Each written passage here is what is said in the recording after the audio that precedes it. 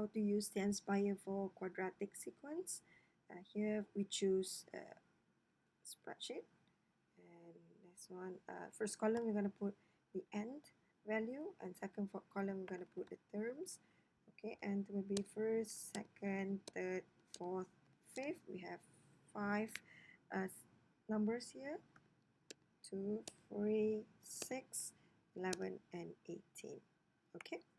All right. So next, we're gonna add page. We are going to add number 5, data and statistics. From there, you can open the second tab up here, and you can see all the points everywhere.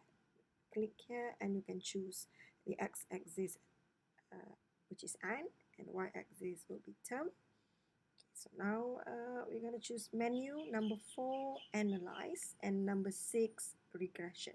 As we know, this is quadratic. We're going to choose number 4, show quadratic, and this is the sequence: x squared minus 2x plus